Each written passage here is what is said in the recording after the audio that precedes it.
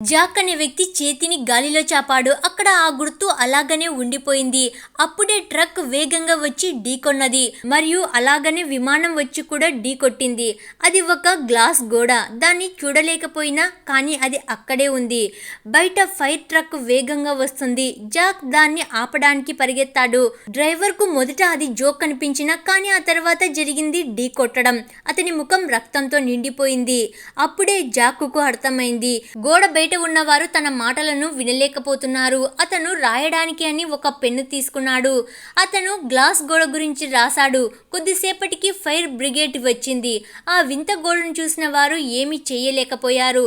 వారు ఒక మ్యాప్ తీసి బయటకు వెళ్లే మార్గం కోసం వెతకడం ప్రారంభించారు. సగం రోజు గడిచినా సరే దాని గురించి మాత్రం అస్సలు తెలియడం లేదు. ఆ గోడ భూమిలో లోతుగా పాతుకుపోయి ఉంది. ఎవరికి ఏం జరిగిందో తెలియడం లేదు. ఎవరికి ఏం జరుగుతుందో అక్కడ ఎవరికి అర్థం కావడం లేదు. అకస్మాత్తుగా ఒక అమ్మాయి కింద పడిపోయింది. ఆమె అస్పష్టంగా ఏదో మాట్లాడుతుంది. నగరంలోని ప్రజలకు ఆ విషయం తెలిసింది. వారు చాలా భయపడుతూ నిరసనలు చేస్తూ ఉన్నారు. పోలీసులు అక్కడికి వచ్చి చూశారు. ఆ గ్లాస్ గోడ నగరం మీద ఒక మూతలాగా వ్యాపించి ఉందని వాళ్లకు అర్థమైంది. అదే సమయంలో ఒక పోలీస్ అధికారికి అకస్మాత్తుగా గుండెలో తీవ్రమైన నొప్పి వచ్చింది. ఆ తర్వాత అతని గుండెల్లో బుల్లెట్ దిగినట్లుగా అనిపించింది. పోలీస్ అధికారి అక్కడికక్కడే మరణించాడు.